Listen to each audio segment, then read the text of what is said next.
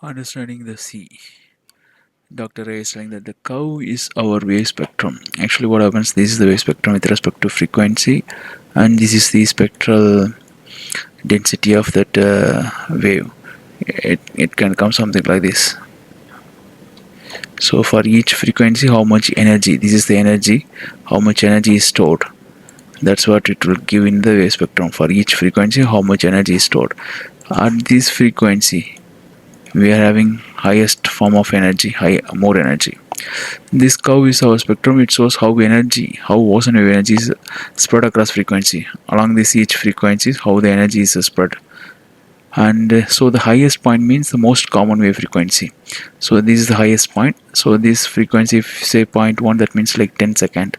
So at the 10 second, or suppose if it is zero point 0.2, then that becomes 5 seconds, right? For example, a peak of 0.2 hertz means most wave energy comes from 5-second waves. Enter the structure REO. Okay, but the structure does not sit there, it moves, right? Alright, the structure responds differently at each frequency. If you apply one frequency, structure will respond different way. That response is measured by REO. REO is response on the vibrator. Think of it like a music instrument. Some notes make it vibrate more than others, right? Suppose if the waves hit a frequency near the structure's natural frequency, RO is high, and then structure shakes more, creating the stress spectrum. Now we multiply the wave spectrum by the square of the RAO. Once we get the RAO also, we will for each frequency how much is the response, like stress, response, displacement, all this that will come. So that we will be calculating for each frequency. This is the RAO. RAO is nothing but with unit amplitude of wave once you apply at a different frequency. So wave height, same wave height, RAO also same wave height, and different periods they will apply it. Then we will get the RAO. So to get the stress spectrum, we have to multiply the RAO square, and then this is the wave spectrum, right? Wave spectrum ordinate. So ordinate of wave spectrum and multiply by ordinate of square of ordinate of RA for each frequency. For example, this frequency, what is the RAO value square, and the same frequency, what is the energy from the sea state. Like that we can get the stress spectrum. Because why square?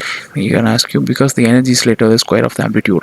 REO we are calculating applying unit amplitude, so we need the energy. Energy is proportional to the is related to the square of the amplitude. So we are tracking how much stress energy still absorbs at each frequency. So this gives us a stress spectrum. Once we know the stress spectrum, we can find the RMS value.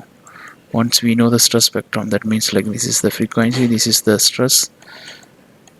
Then if it is like this, then we can find the root mean square. RMS value we can calculate. RMS value is nothing but the area under this curve. RMS is the area under the curve. It's called zeroth moment. We use RMS in the Rayleigh distribution to estimate how often the stress range happens. So from this one, then we will calculate once again the Rayleigh distribution. Rayleigh distribution, this is the stress value and this is the probability of that stress happening. So this is the Rayleigh distribution. If you see, it will come like this. Most of the small stresses happens more, and higher stresses happens very less frequency or less probability. The smaller stresses happens high probability, high stress happens less probability. These are the high stress areas, right? These high stress areas you see probability is less.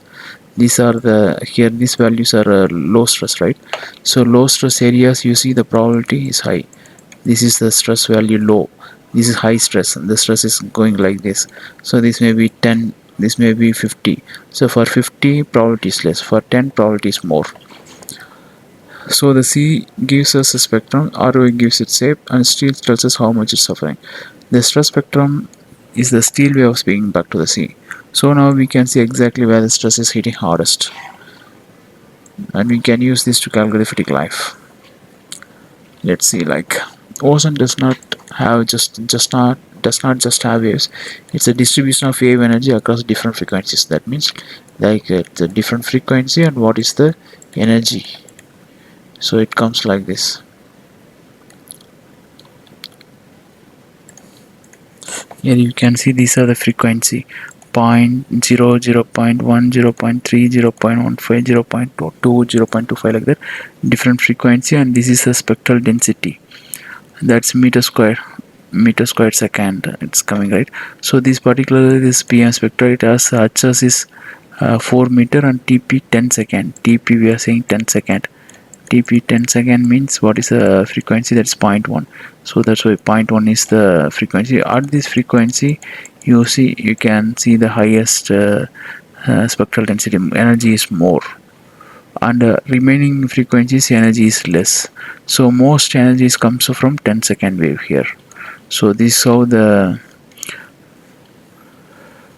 distribution of wave energy across different frequencies. So this is one frequency, zero point 0.1 frequency, more energy is happening.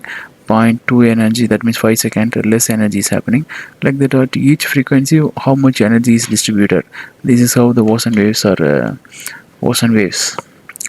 it's represented. That's what we call a spectrum, like John Swap and Pace constant. Exactly, this describe how much energy is in each wave frequency. In each wave frequency, how much energy is there, that's described by the wave spectrum. For example, the peak might be around zero point 0.1 to zero point 0.3, meaning that most energy is coming in the long wave periods. That is, S of wave is wave energy density function. That means here you see most of the energy is coming from here to, I can say here, that means zero point 0.2 is 5 seconds, and this is zero point 0.1 is 10 second. It may be 0.03, this is 0.05, right? This may be 0.04, that means 0.04 is 8 seconds.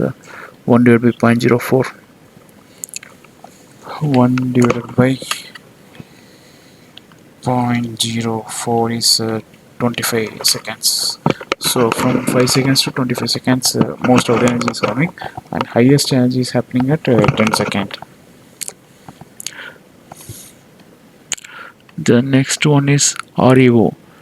This is where the structure comes in, right? Every structure responds differently to wave motion. We calculate the response amplitude to describe how the platform moves at each wave frequency. Suppose if I apply one frequency, how much is the platform moves? Maybe 10 seconds, same 10 seconds if I apply, structure may be moving high. And at 11 seconds, structure may be moving less. And then 12 seconds, it may be moving less. At 5 seconds, it may be highest one. And before that, it's a very less movement. Like that, it can happen its own movement. It's a displacement REO. So displacement with respect to different frequencies, we are calculating this REO.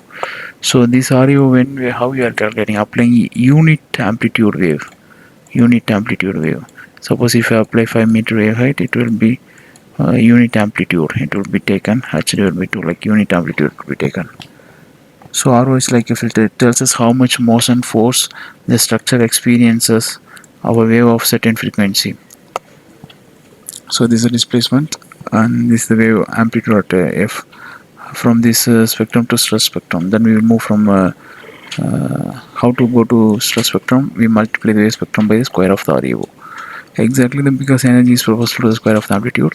So to get the stress spectrum, we multiply the wave spectrum by square of the amplitude, REO. Exactly, because energy is proportional to the square of the amplitude, right? So this is the stress value, this REO squared, this is the S wave.